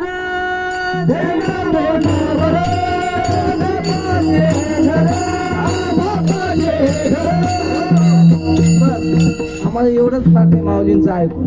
पंचक्रोशीला एकदा गेलो होतो, माऊलीने तेवढं म्हणलं होतं. त्या कृष्णाने माझ्या तोंडात मारली, माझ्या गालावर मारली, माझं घर म्हणणं काय गुन्हा आहे का? देवानं सांगितलं, सगळं जग कुणी केलं? सगळं जग देवानं केलं की नाही? आपण जन्मण्याच्या आधी आपली जमीन होती, आपण मेल्यानंतर सुद्धा जमीन इथंच राहणार आहे. मग त्या जमिनीला आपण आपलं कसं काय म्हणायचं? हे घरही आपलं नाही, काही आपलं नाही, हे सगळं कुणाचे? चाले हे शरीर कोणाची असते, कोण बोलवी ते हारी विना. सगळ्या गवळणी गाराने सांगू लागल्या. एक गवळण बाबांची सांगतो आणि थांबतो. एक गवळण म्हटली, कृष्णा सगळ्या गवळणींना तू त्रास दिलास, फक्त माझ्या घरी येऊन दाखव, अशी तुझी खोड मोडील ना बघ, मग तुला मी पकडूनच दाखवीन. देव म्हटला ठीक आहे, आम्ही न बोलावता जातो, आज तर तुमचं आमंत्रण आहे, आम्ही आज तुमच्याकडे चोरी करायला येणार. मग रात्री ती गवळण तिनं ठरवलं, आज आपण जागरण करायचं, हा आला की याला पकडायचं. ती गेली घरी, जागरण करून बसली तिथं दारात. 12 वाजले, 12:30 वाजले, 1 वाजला तरी कृष्ण काही येईना. मग ती म्हटली ह्या कार्ट्यांचं काय खरं असतं का, 1 वाजला आता कुठे येणार आहे ती. जाऊन झोपली. आणि देवानं मग काय, देवानं रात्री 1 नंतर चोरीचा आणि तिथं सगळ्या गोपाळांना एकत्र आणून सगळ्यांना आत नेलं आणि जेवढं काही दहीदूध होतं सगळं दहीदूध पोरांना खायला दिलं. ह्याने खाल्लं नाही, ह्याने काय केलं, लोणी घेतलं आणि आपल्या अंगाला सगळ्यात चोळून घेतलं. बाबा सांगायचे. आणि मग सगळ्यांचं खाऊन झाले, मग पोट केला गड्यांनी वाट, एरे एरे नारायणा बोलो आबोलण्या खुणा. सगळ्यांनी सांगितलं देवा आमचं पोट भरलं. मग देवानं सांगितलं आता जा, सगळेजण निघा. असं म्हटल्यानंतर ती पोरं ते काही गपचूप जाणार आहेत का, त्यांनी सगळ्यांनी गर्जना केली, पुंडलिक वरदा अशी गर्जना केली. वारकऱ्यात सुरुवातीला एकदा पुंडलिक असतं, पुन्हा पंगत उठताना एकदा असतं की नाही, तशी पंगत उठताना ह्यांनी गर्जना केली. मग ती गवळण जागी झाली, हे सगळे पळाले आणि ह्यांचा मुखिया हातात सापडला, कृष्ण तिच्या हातात सापडला. असं सापडल्यावर मग ती म्हटली, कृष्णा आता तू सगळ्या गोकुळाला त्रास दिला होता ना, आता तुझ्या माईला सांगते, हा तुझा कृष्ण मी पकडलाय, हा चोरी करताना मी पकडला, चल तुला दाखवते. म्हणून त्याला बाहेर आणलं. आणल्यावर मग काय महाराज, सगळे गोपाळ तिला विनंती करू लागले, मावशी अहो सोडून द्या, राजकारणात थोडं मागं पुढं होतच असतं, एवढं काय त्याच्यात. असं ती म्हटली तुम्ही मध्ये पडू नका, आता मी याच्या माईला सांगणारच आहे, याच्या माईला खरं पटत नाही ना, आज मी दाखवणार आहे त्याच्या माईला. आणि ती रस्त्याने निघाली. सगळे गोपाळ तिच्या मागे विनंती करू लागले, अहो सोडा, आमचा चेअरमन आहे, तुम्ही जर आमच्या चेअरमनला धरलं तर आमची संस्था कशी काय चालायची. तिनं कोणाचे ऐकायला ती तयार नाही, तोऱ्यात होती, रागात. आणि मग बाबा म्हणायचे ती कृष्णाला कशी मारायची ते पुढे सांगतो. तेवढ्यात काय झालं, तिचा नातू ह्याच्याच संघटनेतला होता, तो नातू जवळ खेळत होता. कृष्णानं त्याला जरा जवळ बोलवलं, त्याला म्हटलं अरे तुला काही कळत नाही की नाही, म्हातारीचं वय 80 वर्षाचं आहे, रस्त्यानं चालताना कुठं ठेस लागून पडत, जरा जवळ ये, हाताला धर की म्हातारीच्या. आणि मग यानं हाताला लोणी लावून ठेवलं होतं ना, आपला हात हळूच काढून घेतला आणि त्या नातवाचा हात दिला तिच्या हातात. बर. आणि मग ती रागाच्या भरात बाबा सांगायचे तसं सांगतो. ती त्या कृष्णाला म्हणून अशी मारायची, सांग पुन्हा येशील का माझ्या घरी, सांग पुन्हा चोरी करशील का, असे खुबे मारत मारत. तो म्हणायचा आजी मी तुझा गोंद्या आहे. ती म्हणायची गोंद्या तू मध्ये येऊ नको, ह्याला आज दाखवणारच आहे. एवढं मारत मारत त्या यशोदेच्या घरी नेलं. हा मधल्या रस्त्याने पळत गेला आणि यशोदेच्या कडेवर बसून यशोदेला म्हटला, यशोदे घराकडे चाल, मला जेवू घाल, यशोदे मला जेवू घाल. आईपाशी जाऊन कडेवर बसून रडू लागला, आई मला भूक लागली, लवकर दे आई ग खडी साखरेचे खडे, लवकर मला करून दे वडे, बाळ स्पुंद स्पुंदोनी रडे, मला जेवू घाल. रडत रडत आईला म्हणू लागला मला भूक लागली. आणि तेवढ्यात ही दारावर आली, यशोदे बाहेर ये अशी म्हणून हाक मारली. ती कृष्णाला कडेवर घेऊन बाहेर आली. ही पाहते तर तिच्या कडेवर बसलेला तो तिथून म्हणतो मामी जय हरी. असं म्हणल्यावर ती म्हटली हा इथं तर आपल्या हातात कोण आहे. पाहिलं तर हिचाच नातू, त्याची छाती अशी लाल गुंद झालेली. मग ती म्हटली गोंद्या तुझ्या माईला सांगू नको, आधीच तुझी माय मला चहात पाणी टाकून देते, आता जर तुझ्या माईला तू सांगितलं मला म्हातारीनं मारलं तर मग जेवण सुद्धा द्यायची नाही. आता ते लहान लेकरू पळतच घरी गेलं ना आपल्या आईला त्याने दाखवलं, आई बघ मला आजीनं किती मारलं. असं पाहिल्यानंतर महाराज मग काय ती म्हटली येऊ दे थेरडीला, तिला दाखवतेच माझ्या लेकराला मारत होती का. आणि मग म्हाताऱ्याचा चामारी जोडा होता, ते घेऊनच बसली सुनबाई दारात. मग ही आपली लपत छपत आली. आता काय होतं घरी गेल्यावर कुणाला माहिती. अशी दारातून डोकून पाहू लागली. बाबा म्हणायचे तिनं असं खेटोर फेकून मारलं म्हातारीचं नाकच फोडलं. मग तिला कळालं की देवाची आपण निंदा केली, देवाच्या वाटेला गेलो की मग आपलं नाक फुटतं, पुन्हा देवाच्या वाटेला जायचं नाही. अशा अनेक लीला गोकुळात केल्या. आणि मग यशोदेनं सांगितलं आता तू गावात राहू नको, शाळेत जा. शाळेत जा म्हणजे देव म्हटला मला शाळेत जायची काय गरज आहे. याची या नाभी कमळी जन्म चतुरानना, याची या निज प्रभा प्रकाश रवी किरणा, याची या महातेजे तेज हुताशना, येण्याची पढवून वेद केला शहाणावो.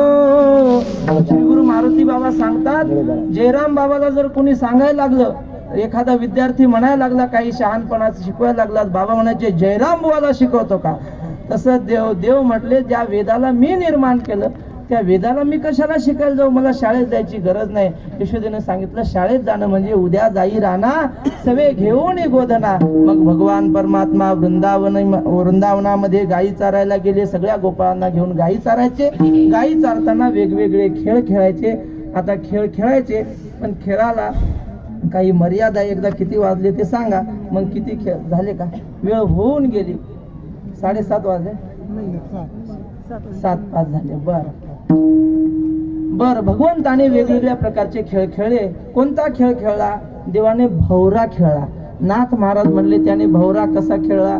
खेळे भवरा ग बाई भवरा, खेळे भवरा ग बाई भवरा, खेळे भवरा ग बाई भवरा, खेळे भवरा ग बाई भवरा, या जाती के या जाती के खेळे भवरा ग बाई भवरा, खेळे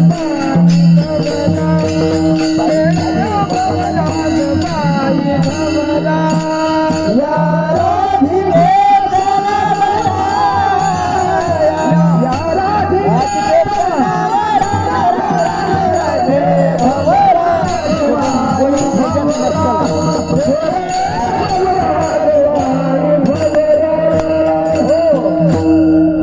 भगवंताने भवरा खेळानंतर हुतुतू खेळला. भगवंताने 2 आधी गट केले. एका बाजूनं बलराम दादाचा गट, एका बाजूनं श्रीकृष्णाचा गट. आणि हुतुतू म्हणजे अलीकडची आपण त्याला कबड्डी म्हणतो. तो खेळ सुरू झाला. पहिला डाव पेंद्याने द्यायला सुरुवात केली. पेंद्या हुतुतू करत आला आणि देवाने सगळ्यांना खुणवला. हा सगळ्यांना त्रास देतो ना, ह्याला पकडल्याशिवाय सोडायचंच नाही, याला असं पकडायचं, ह्याची खोडच मोडली पाहिजे. मग सगळ्या गोपाळांनी बरोबर डाव साधला आणि पेंद्याचा पायच धरला. नुसता पाय धरून थांबले नाही, त्या पेंद्याच्या उरावर बसले 5-6 जण. तरी सुद्धा तो पेंद्या दम काही सोडत नव्हता. तू म्हणायचा आणि त्या पाठीकडे हात करायचा. बाबा सांगायच्या. मग देव त्या पेंद्याच्या जवळ गेला. त्याला सांगितलं अरे 5-6 जण तुझ्या उरावर बसले, 2-4 जणांनी पाय धरला, आता काय ते तुला सोडतील का. सरला दम पांगले पाय, सरला दम पांगले पाय, सरला दम पांगले पाय, सरला दम पांगले पाय. अजूनी बोला घोळची काय, अजूनी बोला घोळची काय, अजूनी बोला घोळची काय, अजूनी तरी घोळची काय, अजूनी तरी घोळची काय, अजूनी तरी घोळची काय. देवानं सांगितलं अरे दम जिरला, आता सोड ना, आता तरी संसार सोडून दे, आता तरी पंढरीला जा, आता तरी आळंदीच्या वारीला जा ना, किती दिवस संसारात गुंतायचं. भगवंताने प्रत्येक खेळातून काहीतरी बोध शिकवलेला. असे अनंत खेळ झाले. आणि नंतर काय झालं, काला करण्याची वेळ आली. तो एक सुरासूर नावाचा राक्षस होता. तो गोकुळात मथुरेतून आला. त्याने विचार केला सगळे देव ह्या कृष्णाचा काला खायला येतात असं मी ऐकलंय, आपण सुद्धा ह्याचा काला खाऊ आणि मग ह्या कृष्णाला मारू असं त्यानं ठरवलं. बाकीचे राक्षस कुणी गायीच्या रूपात यायचं, कुणी बगळ्याच्या रूपात यायचं, कुणी कसं यायचं, हा जसा होता तसाच आला सुरासूर. आणि मग आल्यानंतर ही सगळी गोपाळ गायी चारत असताना त्यांनी पाहिलं धाड धिपाड कोणीतरी भूतासारखा समोरून येतोय. आणि त्यांच्या लक्षात आलं प्रत्येक संकट येतं ते कृष्णावरच येतं, आपल्याला कोणी मारत नाही. आपला कृष्ण जर आपल्यापासून गेला तर आपण जगू शकत नाही, मग कृष्णाला लपवायचं. म्हणून त्या सगळ्यांनी काय केलं, एक घोंगडी खाली आथरली, त्याच्यावर कृष्णाला झोपवलं, त्याच्या अंगावर 2-4 जणांच्या घोंगड्या टाकल्या आणि त्या सगळ्या घोंगड्यांवर यांनी भाकरी सोडल्या, म्हणजे भाकरींचा असा ढीग केला जेणेकरून कृष्ण त्याला दिसला नाही पाहिजे. तो सुरासूर जवळ आला आणि त्याने विचारलं का रे तुमच्यातला कृष्ण कोण आहे. मग एक बारका आला गोपाळ समोर, त्याने सांगितलं कृष्ण आज आलाच नाही म्हणे गाई वळायला. असं म्हटलं तो म्हटलं का नाही आला? मग ते गोपाळ म्हटला ते त्याच्या मायले विचारा, आम्हाला काय माहित का नाही आला, त्याच्या घरी जाऊन विचारा आईला. बर, हे सगळं बाबा सांगायच्या, ऐकलेलं सांगतो. मग त्याने आईला जाऊन विचारा असं सांगितलं. तो म्हटला नाही तुम्ही कुठंतरी त्याला लपवलं असेल. ते म्हटले नाही बाबा आम्ही नाही लपवलं. मग त्या बारक्या गोपाळाचं मनगट असं त्या राक्षसानं हातात धरलं आणि ते मनगट दाबायला लागला. ते गोपाळ मोठ्याने रडायला लागला, लहान गोपाळ होता. आणि मग ह्या कृष्णाला कुठं खाली दम निघतोय, आपल्या भक्ताला आपल्या सेवकाला त्रास होतोय, देवाला मग चैन पडेना. देव जरा हल्ल्यावर त्या भाकरीचा ढीग होता की नाही, त्या भाकरी खाली घसरायला लागल्या. असं झाल्यावर त्या सुरासुराने विचारलं का रे ह्या भाकरी का हलतात? त्या म्हटल्या त्या आम्ही अशाच आरल सरळ रचेल होत्या, तर काय आम्ही व्यवस्थित रचल्या नव्हत्या, अशाच रचल्या होत्या. मग त्याने सांगितलं नाही तुमचा कृष्ण ह्याच्या खाली आहे वाटतं. असं म्हटल्यावर देवानं संधी द्यायच्या आधी देवच बाहेर निघले. देवाने विचारलं मामा अहो असं काय करता? अहो मी तुमच्या स्वागतासाठी तयारच आहे. त्या सुरासुराला माहित होतं याला जर आता मारलं तर काला मिळायचा नाही, मग काला खाऊन मग ह्याला मारू. देव म्हटलं जा. ते सुरासुर म्हटलं जाऊ द्या, चला तुमचा काला करा. असं म्हटल्यावर कृष्णाने विचारलं मामा काला करतो आम्ही, पण म्हटले तुम्ही आंघोळ केली का? असं म्हटल्यावर तो सुरासुर म्हटलं नाही बा आंघोळ नाही केली. मग किती दिवसापासून आंघोळ? तो म्हटला 6 महिने झाले आंघोळ केली नाही. मग देव म्हटला हे बघा मामा आधी आंघोळ करून या, मग आपण सोहळ्यामध्ये काल्याचा प्रसाद घेऊ. तुम्ही आंघोळ करून या. बलराम दादाला सांगितलं दादा मामाला त्या डोहावर ने, कुठल्या त्या वरच्या आपल्या तिथं पाणी कमी आहे की नाही, तिथं जास्त होतं, तिथं घेऊन जा म्हटले मामाला आंघोळीला. मामा का बरं? तो सुरासुर म्हटला अरे मला मामा का म्हणतो? तो म्हटला अहो तुम्ही मामाच्या गावून आले की नाही, कंसाचं मथुरा म्हणजे काय आमच्या मामाचं गाव, मग मामाच्या गावचे सगळे आमचे मामाच. बर, दादाला सांगितलं त्या डोहावर घेऊन जा. आणि मग बलराम दादा घेऊन गेले. तिकडं मोठा डोह होता, खोल डोह होता. बलराम दादाने विचारलं मामा पोहता येतं ना? त्याने सांगितलं अजिबात पोहता येत नाही. बरं काही काळजी करू नका, फार थोडं पाणी आहे, जरा आत जा. तर म्हटलं बघ भाषा पाणी नाही ना जास्त? नाही थोडं पुढे जा, अजिबात पाणी नाही. आणि मग पुढे गेला आणि पुढे गेल्यावर तो बुडायला लागला. बलराम दादाच्या हातात नांगर होता, वर आला की पुन्हा नांगरानं खाली दाबायचा, पुन्हा वर आला की पुन्हा नांगरानं खाली दाबायचा. आता मरणार तेवढ्यात बलराम दादाने सोडलं, बाहेर आला आणि तो म्हटला का रे मारत होता का मला? असं म्हटलं. बलराम दादा म्हटला मामा तसं नाही, तुम्ही काय म्हटले 6 महिने आंघोळ केली नाही, मग आंघोळ स्वच्छ झाली पाहिजे की नाही, आंघोळ चांगली झाली पाहिजे म्हणून तुम्हाला पुन्हा मी बुडवलं. बरं असू दे चल म्हटले. इकडं भगवान श्रीकृष्णाने काय केलं, देवाला माहित होतं या सुरासुराचं मरण आपल्या हाताने नाही, ह्या सुरासुराचं मरण आहे मारुतीरायाच्या हाताने. मग आता मारुतीचं आवाहन करायचं. मनोजवम मारुततुल्य वेगम जितेंद्रियम बुद्धिमतां वरिष्ठम वातात्मजं वानरयूथ मुख्यम श्रीरामदूतं शरणं प्रपद्ये. मारुतीरायाचं आवाहन केलं, पण देवाला माहित होतं मारुतीराय या कृष्ण रूपाला आकृष्ट होणार नाही. देवानं सगळ्या गोपाळांना लपवलं आणि आपल्या हातातला वेणू बाजूला ठेवला, आपलं मोरपीस काढलं आणि धनुष्य हातामध्ये घेतलं, रामरूप केलं आणि मग मारुतीरायाचं स्मरण केलं. मारुतीराय आले आणि देवाने सांगितलं अरे मारुती ते तुझं गिराईक आहे, आमच्या हाताने मरणार नाही. मग आल्याबरोबर मारुतीरायाची त्याची कुस्ती सुरू झाली. एका दणक्यात मारुतीरायानं कार्यक्रमच केला, मारून टाकला तो सुरासुर.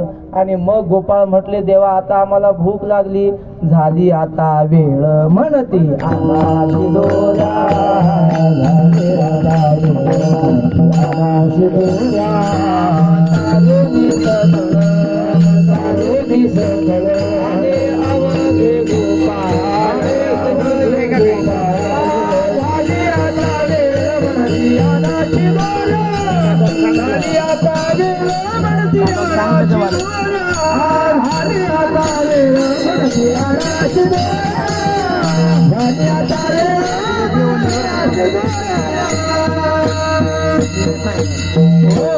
भगवंताने सगळ्यांना एकत्र केलं, वेणू वाजवला, सगळ्या गायी एकत्र आल्या. वेणू कसा वाजवला? फक्त एक चरण म्हणतो, आमचे श्री गुरु शंकर नाना म्हणत असतात, त्यांच्या चालीत म्हणतो तुझ्या मुरलीची ध्वनी अकल्पित पडली कानी, विव्हळ झाले अंतःकरणी, मी घरधंदा विसरले विसरले विसरले विसरले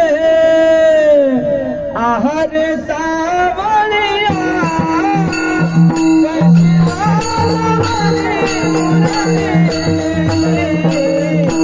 आहार सावळिया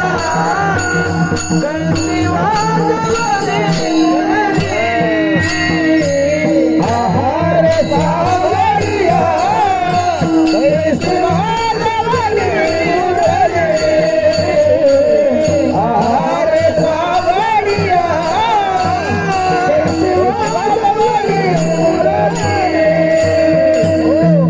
भगवंताने वेणू वाजवून सगळ्या गायींना गोपाळांना एकत्र केलं, लहान लहान गोपाळांना जवळ घेतलं आणि मग गोपाळांच्या शिदोऱ्या पाहिल्यावर देवाने सांगितलं, माझी आहे तैसी पाहे नाही तरी घरात आहे चोरोनिया माये नवनीत आणावे, माझी जशी शिदोरी असेल तशी घेऊन या, जा घरी. असं म्हटल्यानंतर एक गोपाळ आला आणि तो म्हटला, देवा आता घरी कुठं जायचं? श्री गुरु मारुती बाबा सांगत असतात, 99 वर्षाचा म्हातारा 95 वर्षाची म्हातारी आणि दोघांचं भांडण झालं. संसार म्हणलं की भांड्याला भांड लागत असतं. आणि मग तो म्हातारा असा तापला, म्हणले जमदग्नीचा अवतार. तो म्हटला, म्हातारे अजिबात माझ्या घरी राहायचं नाही, जा तुझ्या बापाच्या घरी. असं म्हटल्यावर ती म्हटली, आता काय मसनात जाऊ का बापाच्या घरी? माझा बाप राहिला का? माझंच वय आता 95 वर्ष. मग तसं गोपाळांना देवानं सांगितलं, जा घरी.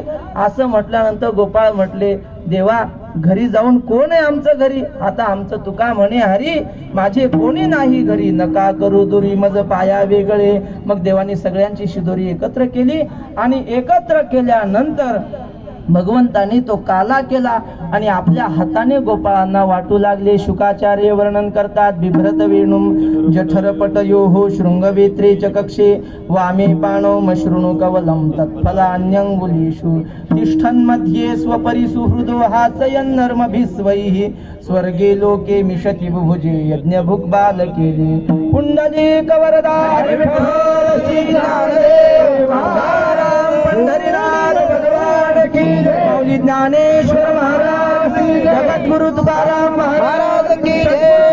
महाराज की जय. माऊली महाराज माऊली तुकाराम ज्ञानेश्वर माऊली दादा माऊली ज्ञानेश्वर माऊली ज्ञानेश्वर माऊली माऊली